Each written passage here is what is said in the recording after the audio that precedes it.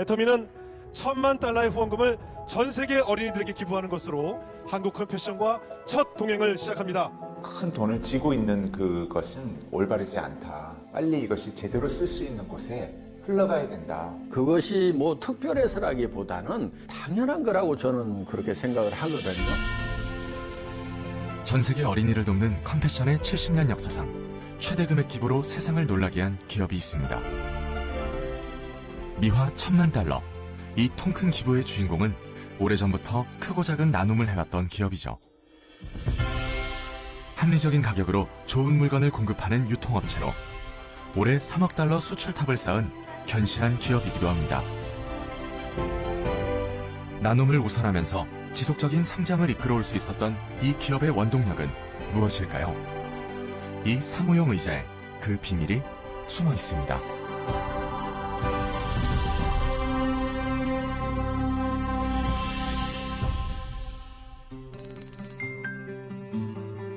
모처럼 햇살이 따스하게 내리쬐는 겨울 한날. 뛰고 하나 둘 뛰고 아시겠죠? 코치의 지시에 따라 훈련에 여념이 없네요. 여자 축구단 선수들이 모양입니다. 여기 인이죠? 이쪽은 여기가 아웃. 이쪽은 이렇게 아웃. 여기가 이렇게. 그런데 공 다루는 솜씨가 영 어설퍼 보이네요. 신발끈마저 풀려 있어요. 것 같은데 모양으로.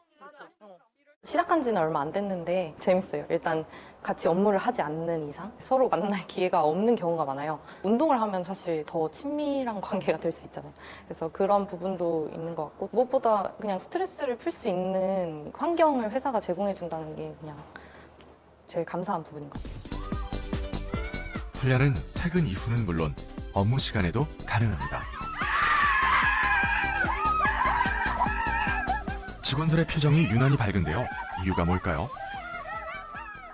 제가 6년 차인데 비슷한 시기에 취업했던 다른 친구들이 일하고 있는 기업들이랑은 확실히 많은 차이가 있는 것 같고요. 그냥 저희 회사 이런 문화가 있고 지원이 있다는 거를 말해주는 것만으로도 놀라는 친구들이 상당히 많은 것 같아요. 비슷한 시각, 체육관에서는 농구가 한창입니다. 꽤 오래된 사내 농구 동아리죠. 레포츠 전문 회사도 아닌데 일들은 안 하고 모두들 스포츠를 즐기고 있습니다. 진짜 말 그대로 놀다가 일하고 싶을 때 일해야지 진짜 진심으로 일에 대해서 이제 접근을 할 수 있고 또 일에도 진심이 될 수가 있거든요. 맞습니다. 저희 노는데 진심입니다. 흔히 볼 수 없는 승마장도 있습니다. 여가 활동으로 쉽게 즐길 수 없는 승마인데요.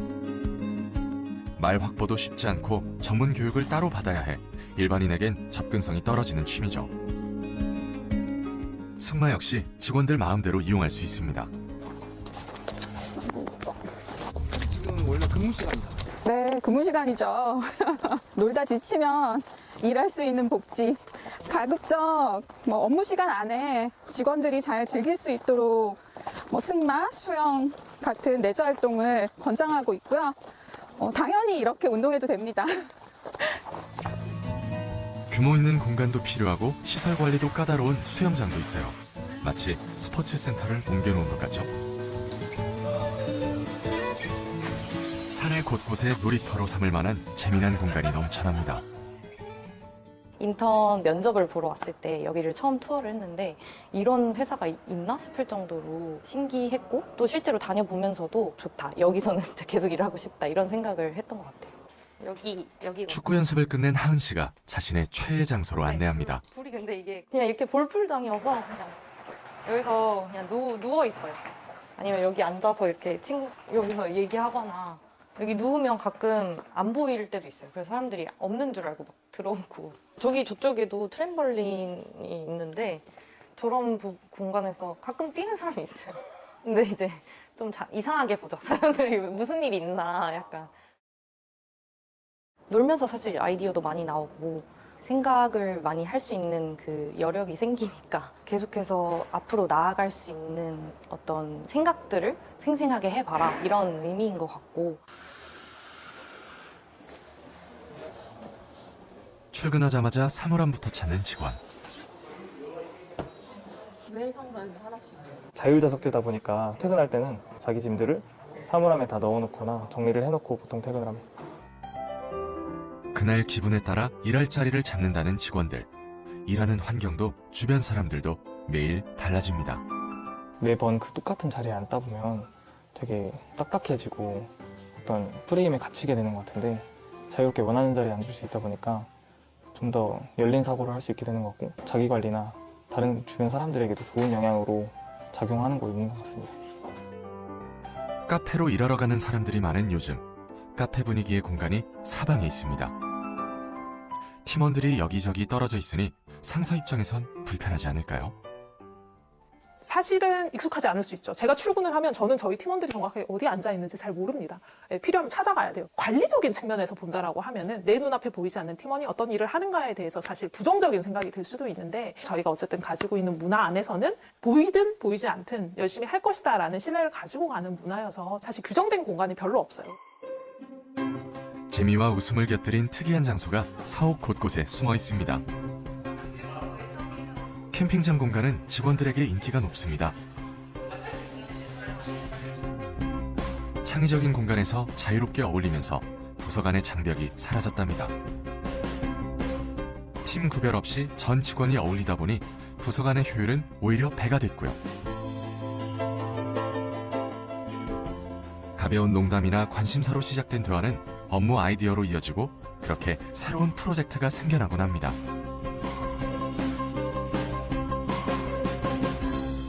기업의 의뢰를 통해 창의적인 공간을 설계한 김동진 교수. 이게 안에 공간까지 다 만들어서요. 이렇게 실제로 공간 모형을 크게 만들면 이렇게 보시면 공간감이 다 드러나요.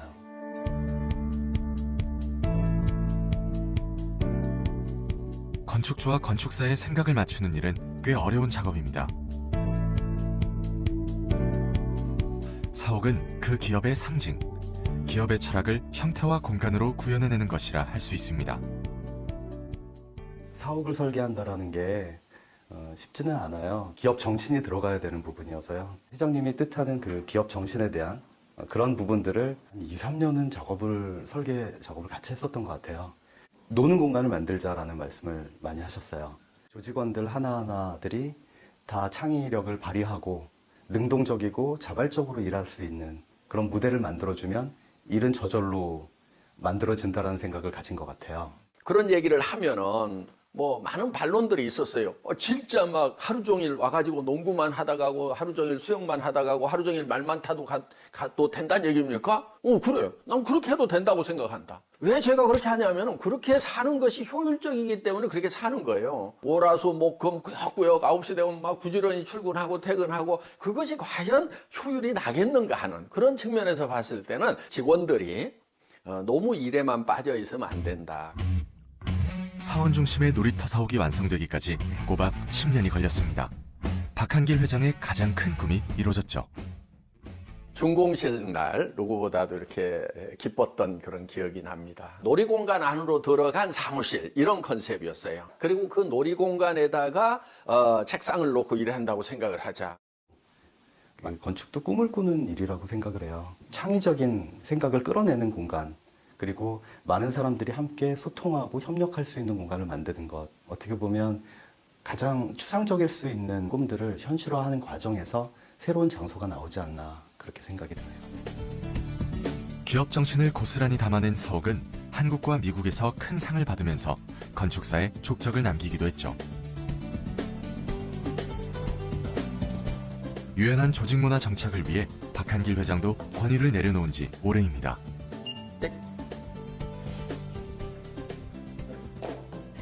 신나게 달려와 가장 먼저 회의실에 도착한 회장님.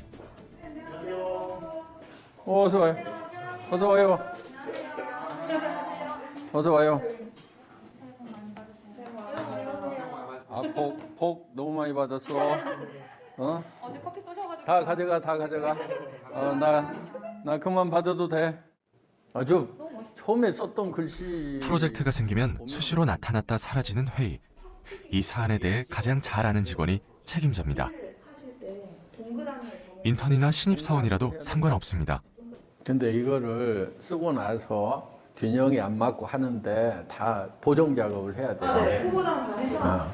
할 건데 저희가 이게 아무래도 글씨를 쓴다기보다 예술적인 퍼포먼스를 보여주는 거기 때문에 상용 문자스럽게 나오는 게 좀 더 예술적으로 보일 것 같고요. 그것도 그렇고 몸 동작도 퍼포먼스잖아요. 그 느낌을 다 살려야 되니까 너무 초이스가 나보다 못하기만 해봐라. 그러니까 영상 찍을 때 이렇게 손들면 누구나 참석할 수 있다는 프로젝트. 회장이 참여했다고 주눅들지도 일방적으로 의견을 따르지도 않습니다. 직원들이 회장이 얘기를 해도 잘 안 들어요. 자기 생각대로 다 하고 있는 거야. 그게 사실은 잘하는 거거든요. 저한테 말 안 듣고 빡빡 우기고 달라드는 직원을 저는 매우 아낍니다. 나 회장 계급장 떼고 맞짱 뜨면은 그거 쾌감 있잖아요. 그냥 져줄 생각은 없어요. 예, 안 져주거든요. 같이 한바탕 붙어가지고 저를 이겨먹는 직원이 있으면은 기분이 좋죠.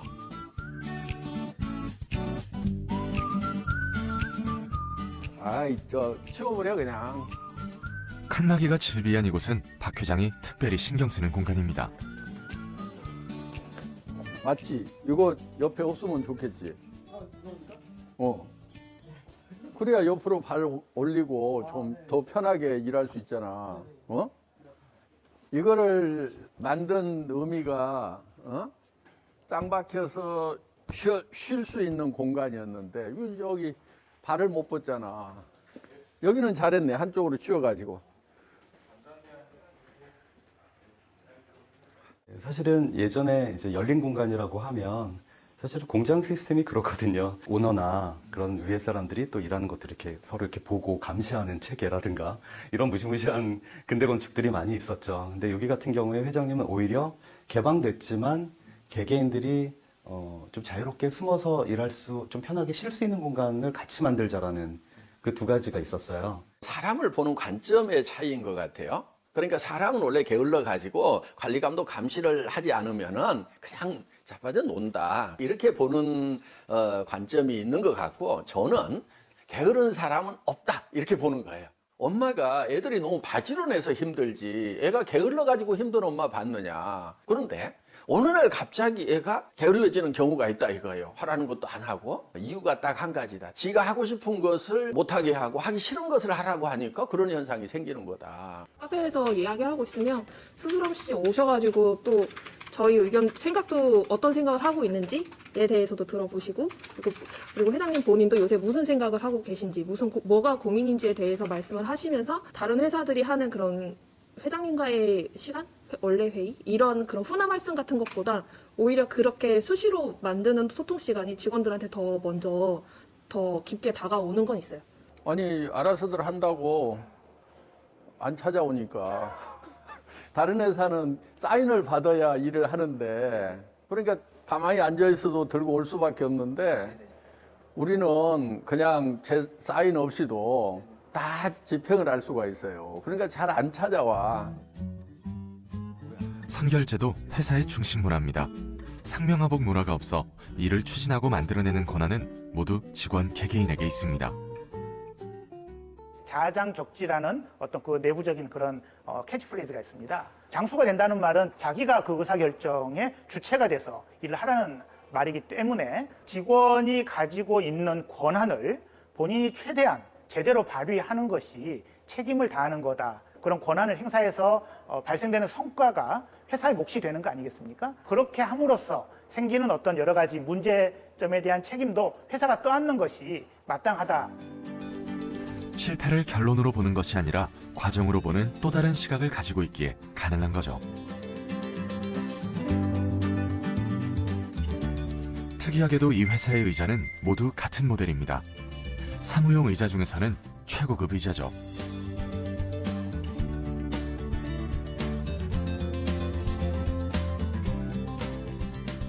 전 직원이 똑같은 의자를 사용하고 있습니다. 사장님 회전 의자 큰 거 이런 거 쓰고, 이사님 의자 다르고, 과장님 의자 다르고, 사원 의자 다르고. 그런데 가장 많이 앉아서 일하는 사람들은 그 직원들인데, 의자만은 최고급 의자를 줘야 되겠다. 그래서 이제 그 의자를 전 직원들에게 선물을 한 거죠. 그리고 또 한편은 이제 이런 생각도 한 거예요. 자, 회장하고 같은 의자에 앉았으니까 전 직원이 다 회장이다. 직급도 본인이 결정합니다. 자신에 맞는 직급을 스스로 정해 명함에 새기면 그만. 차장도 팀장도 넘쳐납니다. 과장 5명 중에 부장 될 사람은 1명밖에 없을 거란 말이야. 그러면 나머지 4명은 경쟁에서 밀리게 되는데 그런 시스템이 과연 온당한 건가 하는. 근데 협력하라고 해놓고 시스템은 경쟁 시스템을 만들어 놓으면 어떻게 협력을 하냐 하는 거예요. 직급을 마음대로 적도록 이렇게 해주면은 굳이 누가 뭐 내가 막 노력해가지고 뭐 잘 보여가지고 또는 남을 누르고 승급해야 될 그런 필요성을 못 느끼게 되는 거죠. 경쟁 관계가 아닌 온전히 동료로만 남게 되면 모든 것을 공유하게 되고 협력은 자연스럽게 따라옵니다. 빠른 판단으로 결정하는 데도 도움이 되죠. 지금은 사실 어떤 일의 완벽성보다는 타이밍이 굉장히 중요한 시대입니다. 자잘한 실패를 하면서 성공으로 나아가는 게 훨씬 더 나은 방법인 거지, 완벽을 기하다가 타이밍을 놓치는 게 훨씬 더 큰 실패인 거죠. 그러면 완전 더 큰 실패를 피하기 위한 어떻게 보면 굉장히 현명한 선택이 아닌가? 2020년 대한민국 일하기 좋은 100대 기업 대상을 비롯해 다양한 곳에서 일하기 좋은 기업으로 손꼽히고 있습니다. 지난해에는 아시아에서 일하기 좋은 회사로 선정되기도 했죠. 일하기 좋은 회사가 성과가 나쁠 리 없겠죠. 창업 이후 국내 40배, 해외 진출 9년 만에 60배가 훨씬 넘는 매출을 올리며 꾸준한 성장을 보이고 있습니다. 지난해 전체 매출 2조 2천억 원을 달성했죠. 수출의 탑 시상식의 단골 수상자가 될 정도입니다. 1억 달러 수출 탑을 받은 지 불과 2년 만입니다. 3억 불 이상의 탑은 전국적으로 23개 기업에 불과합니다. 충청남도 기업 중에서는 최고의 탑입니다. 품질과 가격, 두 마리 토끼를 다 잡겠다는 전략입니다. 품질을 높여서 다른 데하고 차별화를 가되 가격이 높아지는 건 어쩔 수 없다. 이제 이런 전략이 있고, 또 하나는 품질이 좀 낮더라도 나는 가격 경쟁력을 가지고 가겠다. 이게 보통 경영학에서 얘기하는 차별화 전략의 핵심인데, 소비자 입장에서는 어떤 것도 포기할 필요가 없다. 소비자에게 가치 있는 거다. 그러면 두 가지를 다 추구해 나가자. 우수한 중소기업을 발굴해 품질 좋은 제품을 적정 원가로 공급받고 협력사에게는 안정적인 판로를 제공합니다. 그 과정에서 협력사의 생산 라인 증설을 위한 자금을 지원하고 늘어난 생산량으로 더욱 낮아진 원가가 제공되죠. 좋은 제품을 싸게 많이 팔면 그만큼 매출이 늘어나게 됩니다. 결국 소비자는 신뢰를 갖고 절대 품질, 절대 가격의 제품을 계속 이용할 수 있게 되는 거죠. 유통의 원리는 좋은 제품을 싸게 팔면은 잘 팔린다는 것이 원리라고 생각을 합니다. 장기적으로 성공을 하려고 하면은 원리 원칙대로 하는 것이 답이다. 절대 품질, 절대 가격 원칙이 제대로 먹혔던 건강기능식품. 현재 매출의 상당 부분을 차지하고 있습니다. 처음에는 저희도 거의 마진이 없었어요. 그냥 원가 수준에 줬는데 많이 파니까 원가가 내려가는 거고, 그 원가가 내려가니까 그걸 갖다가 제조업체에서 다 가지지 않고 그걸 판매업체에 돌려주고, 이런 순환이 애텀이나 제조업체나 서로 윈윈했다, 이렇게 보시면 될 것 같아요. 근데 만약에 가격이 이제 더 낮춰지고 품질을 올렸을 때 매출이 더 안 일어나면 그 제조업체 입장에서는 어떻게 될까요? 뭐 손해보잖아요. 박스당 그 포수량을 늘려줬거든요. 그 늘려줄 때마다 매출이 20-30%씩 계속 올라갔어요. 벼랑 끝에서 살아 돌아온 협력업체도 있습니다. 2016년에 그 화재가 났습니다. 그래서 제가 그 황망한 마음으로 이제 현장을 이제 왔었는데, 그때 전화가 한 통 오는 거예요. 그래서 이 시간에 누가 전화를 하지라고 했는데 애텀의 도 대표님이 전화를 해주셔가지고 위로해 주시고 도울 일이 있으면 말씀을 하라고 하시는 거예요. 참 많은 위로가 됐죠. 한 35억 정도 손실이 있었는데요. 10억 정도를 무상으로 임대를 해주셨습니다. 통상적으로 일반 업체에서는 물건 공급이 그치게 되면은 다른 대체선을 찾거나 이제 그런 방법을 하는데, 애터미에서는 공장이 정상적으로 가동될 때까지 기다려 주셨습니다. 정상화되기까지 시간이 꽤 걸렸지만 본사도 소비자도 묵묵히 기다려줬습니다. 관심만 가지고 있으면 알 수 있어요. 중소기업 하면은 당연히 자금이 충분하지 않다는 거, 또 판로가 불안하다는 거. 그러니까 우리는 일품일사원칙위에서 한 번 거래를 하면은 도덕적 해이가 없는 이상은 끝까지 같이 가겠다. 이 회사의 반품률은 0.2% 전후로 유통업계 최저 수준입니다. 소비자도 합력의 개념으로 바라봅니다. 애초에 절대 품질, 절대 가격을 내세운 것도 소비자를 중심에 놨기 때문에 가능했던 거죠. 그런 노력이 통했는지 지난해 소비자 중심 경영을 재인증받았습니다. 소비자 중심 경영 기업 인증 2007년 처음 시작된 소비자 중심 경영인 CCM 인증 제도는 지난해 기준으로 182개 기업만이 인증을 받았을 정도로 까다로운데요. 그만큼 인증 기업은 자부심을 가져도 됩니다.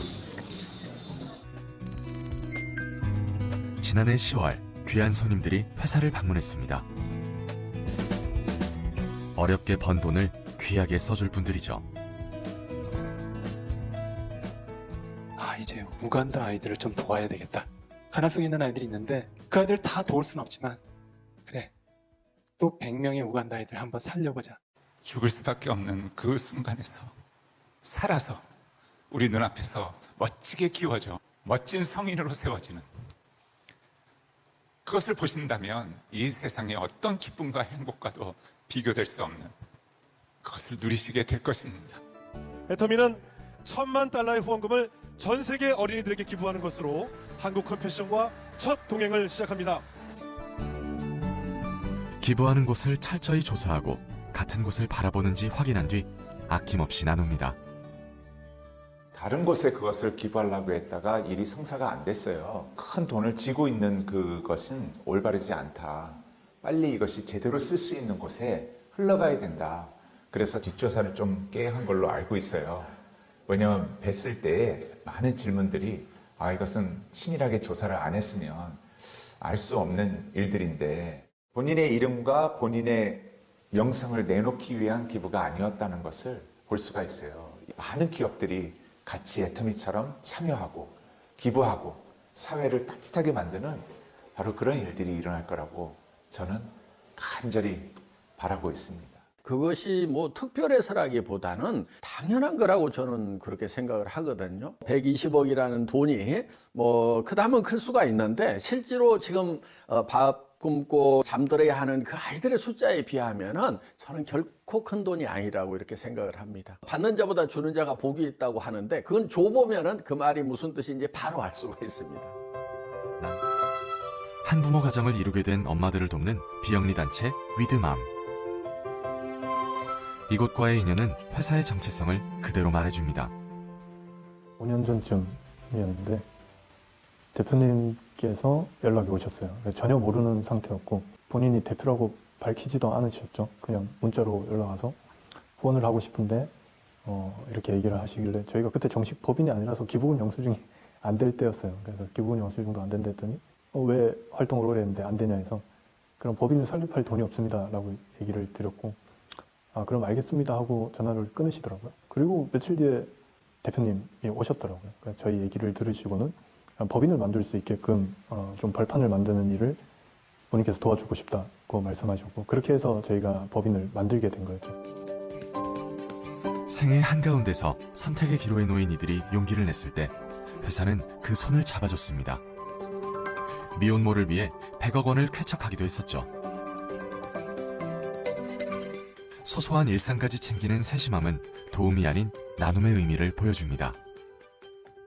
제가 장난삼아 대표님한테 그런 얘기도 했었어요. 애기 엄마들 여러 명 모아놓고 단체로 염색시키고 싶다. 본인이 원하는 브랜드가 있을 거고 본인이 원하는 옷이 있을 건데 거기에 맞춘 것들을 좀 해주고 싶다라고 말씀드렸는데 또 대표님이 또 굉장히 흔쾌히 알겠다고 해주시더라고요. 어떨 때는 애터미가 헷갈릴 때도 많죠. 사실은 기업이 아니라 저희같이 비영리 단체를 하는 단체인가 헷갈릴 때도 있을 만큼 굉장히 적극적이시고 또 좋은 일에 있어서는 공격적으로 함께 해주시고 가까운 곳부터 작은 것부터 지금 당장 회사 나눔의 기본 원칙입니다. 나눔이 부수적 활동이 아니라 기업이 존재하는 본질이고 자연스러운 문화란 생각이죠. 기업 문화의 확산은 해외 사업에도 이어지고 있습니다. 해외 시장에서 대중명품에 부합하는 제품을 찾아서 회사의 글로벌 판매망을 통해 공급하겠다는 GSGS 전략. 현지 경제에도 상당한 이득이 되고 있습니다. 제품이 입소문이 나면 해외 진출을 요구하는 현지 목소리가 높아지면서 자연스럽게 현지 법인이 설립됩니다. 절대 품질, 절대 가격으로 소비자의 마음을 사로잡고 현지에서 번 돈은 현지인에게 돌려주는 전략을 쓰고 있죠. 그곳의 아이들에겐 어떤 돌봄이 이루어져야 하는지 고민하고 그 일부터 먼저 추진하고 있습니다.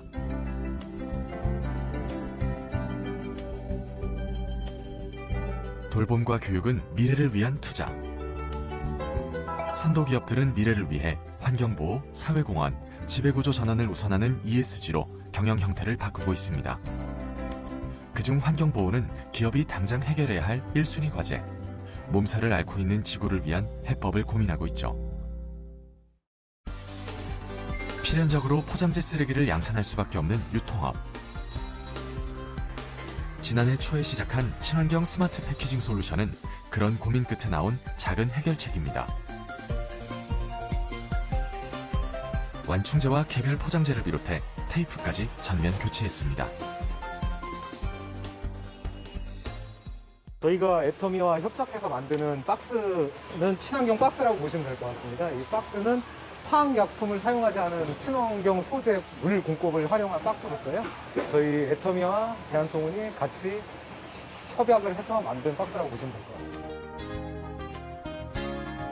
당장의 이익 대신 미래를 택했습니다.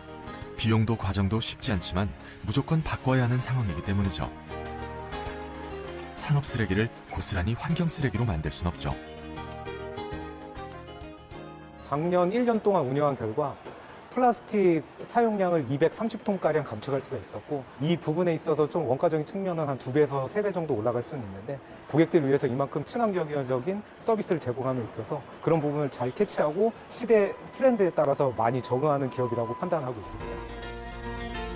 더 이상 미룰 수도 미뤄서도 안 된다는 마음으로 환경 담당 부서는 모이기만 하면 친환경 소재 개발에 몰두하고 아이디어를 주고받고 있습니다. 이게 종이랑 팝콘 제조를 해가지고 플라스틱 사용량이 50% 정도 감량이 될 것 같아요. 3년 전부터 꾸준히 지속하고 있는 친환경 프로젝트 블루마린도 이 팀이 맡고 있죠. 저희 회장님께서 항상 하시는 말씀이 지구는 빌려 쓰는 거다라고 말씀을 많이 하십니다. 전 세계에 있는 이 글로벌 회원분들과 함께 이런 문화 확산을 좀 주도하고자 하는 그러한 또 사명을 또 가지고 있습니다. 이 자본이라는 것이 나쁜 것 쪽이 아니고 정말 인류에 공헌하는 좋은 쪽으로 이렇게 갈 수 있다는 그런 측면에서 이 ESG 운동이 일어나는 건 정말 다행이라고 생각을 하고, 기업들이 할 수 없이 끌려가는 것이 아니고 적극적으로 거기에 동참을 하는 이런 분위기가 일어나고 있는 것, 전 정말 다행이라고 생각합니다. 절대 품질, 절대 가격. 경영학 기본에서 벗어난 기업. 하지만 결국 원칙을 충실히 따릅니다. 유사하게 생긴 모든 제품 중에 낮은 가격이라고 생각을 하시는 분들이 있는데, 저희는 동일한 사양의 가장 낮은 가격을 추구를 하고 있고요. 품질을 우선시한다라는 거, 품질 다음에 가격을 본다라는 거죠. 저도 이 업계를 떠날까 생각을 하다가 미련이 남았던 게 뭐냐면은 정말 교과서대로 한번 해보고 싶다. 이제 원리 원칙대로 한번 해보자 하고 했더니 되더라 하는 거예요. 모든 것을 개개인의 자유에 맡기고 간섭은커녕 직급도 없는 희한한 기업. 정말 저희 마음대로 할 수 있어요. 정말 그런 것 같아요. 계속적으로 이제 새로운 형식들을 만들어 나가면서 진화하는 회사다라는 생각을 했거든요. 이 기업의 독특하고 신선한 혁신 문화는 많은 것을 가능하게 했습니다. 틀에 갇히지 않고 자유로이 꿈꿀 수 있기 때문이죠. 엉뚱한 사람들이 좀 들어오면 좋을 것 같아요. 그래서 제가 생각 못했던 그런 것들을 좀 하겠다는 그런 직원들이 좀 들어왔으면 좋겠다. 꿈 하나밖에 없던 그 시절에도 정직과 선함으로 성장을 해왔고, 앞으로도 이 정직과 선함으로 꾸준하게 해나갈 겁니다. 누가 알아주든 알아주지 않든 그렇게 해나가는 것이 애터미에 가야 될 길이라고 생각을 합니다. 혁신 경영은 이런 것이 아닐까요?